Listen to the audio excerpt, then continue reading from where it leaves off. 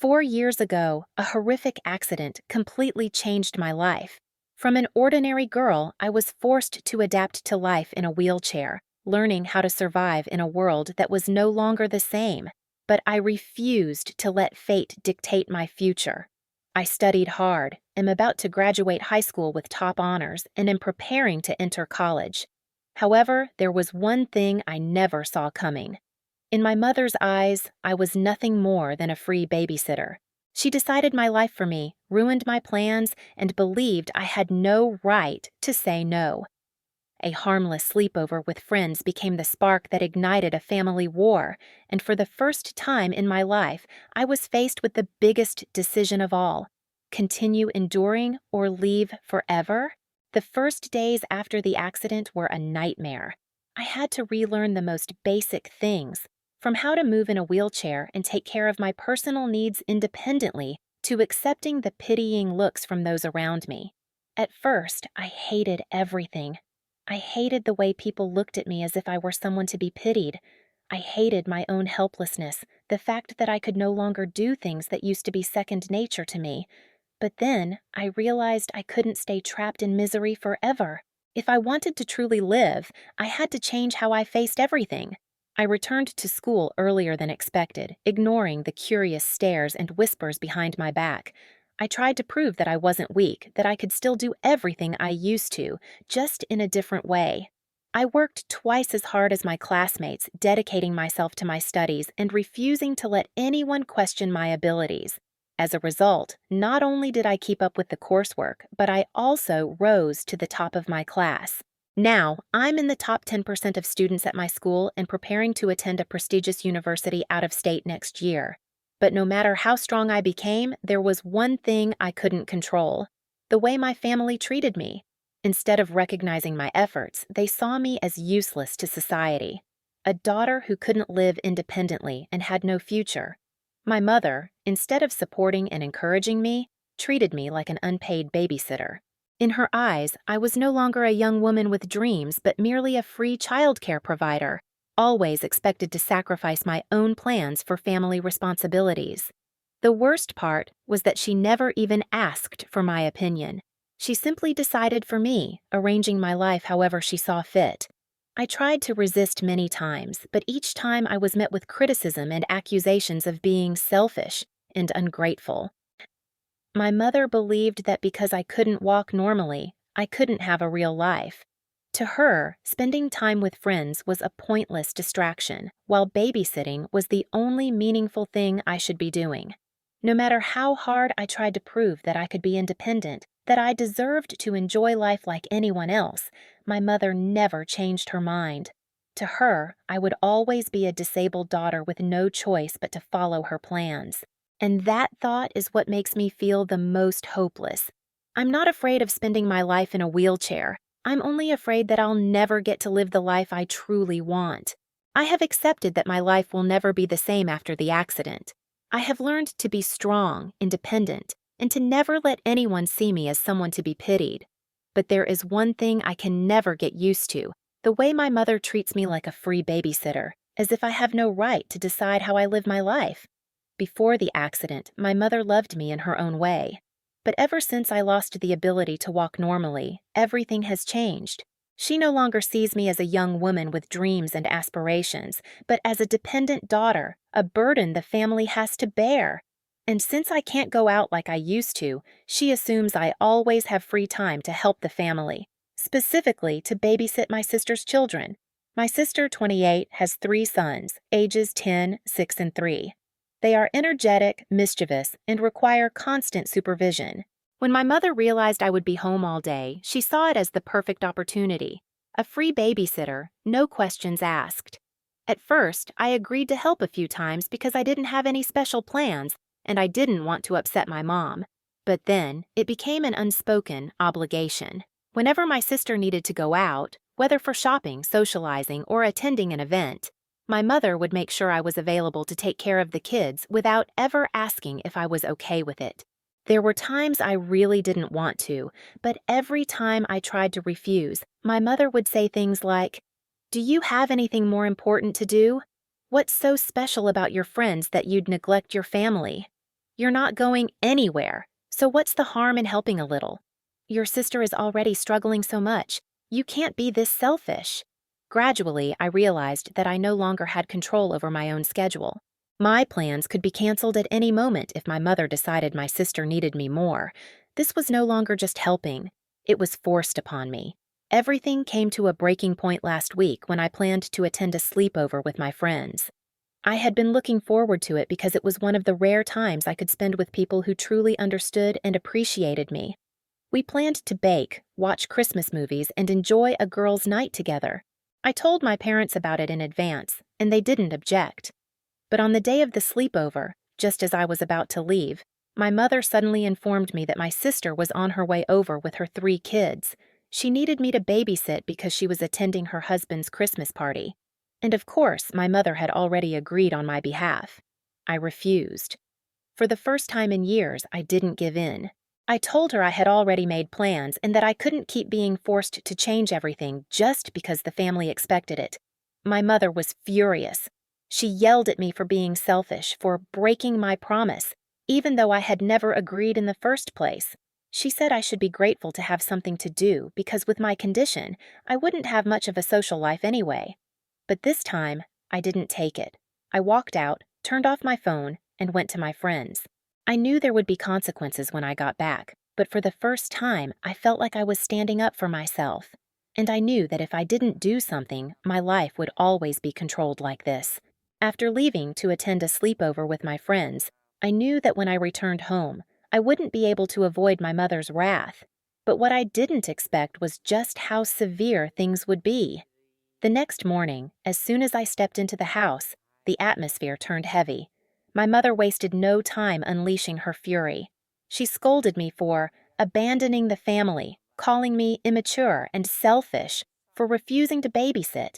My sister was just as furious, blaming me for ruining her last-minute plans. No one cared that I had made plans of my own in advance. No one cared that I had things I was looking forward to, that I had the right to live my own life. But the most painful part wasn't the harsh words. It was the way my mother looked at me, as if I wasn't her daughter anymore, as if I were a stranger, a traitor, just because I dared to stand up for myself. I tried to explain. I never agreed to babysit. I had plans. You can't just make decisions for me. But my mother only let out a cold chuckle and said, "You think you have a choice? As long as you live under this roof, you do as I say." That was the moment I realized. No matter how hard I tried, my mother would never change the way she saw me. In her eyes, I had no right to make decisions about my own life. And if I stayed here, I would forever be trapped in the role she had forced upon me. I went to my room and cried. Not because I regretted refusing to babysit, but because I finally understood that I couldn't keep living like this. I had always thought that if I proved I was independent, my mother would see me differently. But I was wrong. To her, I would always be the disabled daughter, and that meant I could never have a normal life. After thinking it through, I made the most important decision of my life. I was going to leave. I called my best friend and told her everything. Her family had always supported me and knew exactly what I had been going through. Without hesitation, they told me I could move in with them. I didn't think twice. I packed only the essentials, important documents, my savings, and a few sets of clothes. I didn't tell my mother. I knew that if she found out, she would do everything in her power to stop me. The next morning, after she left for work, I walked out the door. I sent her a short message. "I'm gone. I won't babysit anymore." I knew she would be furious. I knew my sister would see me as irresponsible. But I also knew that for the first time in my life, I was doing the right thing for myself. I was no longer a child under someone else's control. I was my own person, and I would never let anyone make decisions for me again. I left home early in the morning while my mother was still at work. The backpack on my shoulders wasn't too heavy, but my heart felt like 1,000 pounds. I knew that once I stepped out of that door, nothing would ever be the same again. But I also knew that if I didn't do this now, I would remain trapped in my mother's control forever, treated like a child with no right to make my own decisions. My best friend and her family welcomed me with open arms. As I stepped into their home, I felt like I was breathing in freedom for the first time in years. No one here looked at me as a burden. No one expected me to sacrifice myself for them. They treated me like a normal person, something I hadn't felt in a long time. But life is never that simple. When I sent a message to my mother and sister, letting them know I had left and would no longer be their babysitter, their reactions came faster than I expected. My phone buzzed relentlessly with missed calls and messages from my mother. The first text was full of anger. "What the hell do you think you're doing? You really think you can survive on your own without anyone's help?" Then came my sister's message. "You're so selfish. I can't believe you're abandoning the kids just for some cheap freedom." I didn't respond. I knew that if I did, they would just keep trying to drag me back. I didn't want to argue. I didn't want to keep explaining why I couldn't spend my whole life being a free nanny for the family. I just wanted to live my own life. But the guilt tripping didn't stop there. By evening, my mother had called my father, forcing him to intervene. He wasn't exactly against me, but he also didn't like making things more complicated. When he called, his voice sounded more tired than angry. "Sweetheart, your mother is furious. Are you sure this is what you want?" "Dad, I have no other choice." There. I had no say in anything. I can't spend my life just trying to please Mom and my sister. "I understand. But you know your mother won't let this go." I knew.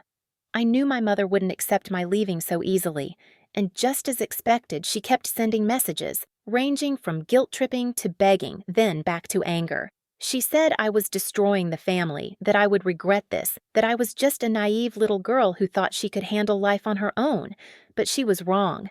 I had lived under her control for too long to not realize that I had to leave, even if it hurt her. In that moment, I felt a strange sense of relief. I wasn't scared anymore. I no longer felt guilty for abandoning my family. I had chosen myself, and for the first time, I felt like I truly had the right to do that. That night, I lay on my bed in my new room, staring at the ceiling, wondering if tomorrow would bring something different. I didn't know what the future held, but I knew one thing for certain. I would never go back to being my mother's puppet again. After leaving home, I knew I couldn't go back. Not just because my mother wouldn't easily forgive me, but because I didn't want to live the same life anymore. I had spent too many years trying to please others, sacrificing my own desires and plans for my family. And now I had a chance to change that. The first few days living with my friend's family felt strange, but also liberating. I no longer had to worry about unexpected calls from my mother, demanding that I drop everything to babysit. I no longer had to hear accusations of being selfish or ungrateful. I could wake up without the fear of my mother assigning me another burden I never wanted to carry. It was a kind of freedom I had never truly known before. But of course, not everything was easy. Though my friend and her family were incredibly kind to me, I still had to deal with my own complicated emotions. I couldn't shake the guilt of leaving, of choosing myself over my family. Even though I knew I wasn't wrong, years of being taught that family comes first made it hard to completely silence that lingering guilt. Sometimes I wondered if I was overreacting, but then, every time I thought back to how things used to be, how my mother treated me like a babysitter with no say, how my sister took it for granted, I reminded myself that I had the right to choose my own life. My mother kept texting me. At first, she was angry. Then she started begging me to come back. She said she was just trying to help me find purpose in life, that I couldn't live alone forever. But I knew it wasn't real concern. It was just her last attempt to keep me under control. I didn't respond. I no longer felt the need to explain myself. My father was quieter. Occasionally, he sent short messages asking how I was doing, but I could sense his helplessness. He had never been one for confrontation, and I knew he wasn't really taking a side. But that was okay. I never expected anyone in my family to understand or support my decision. Slowly, I began adjusting to my new life. I focused on my studies, prepared for college, and spent time with people who genuinely cared about me. For the first time, I looked toward the future with an excitement I had never felt before. For the first time, I felt like I had control over my own life, that I could choose my own path instead of having someone else decide it for me. I don't know if my mother will ever accept my decision. I don't know if my family will ever understand that I didn't leave out of selfishness, but because I needed to save myself. But there's one thing I know for sure. I won't look back. I've found the freedom I deserve, and I won't let anyone take it away from me again.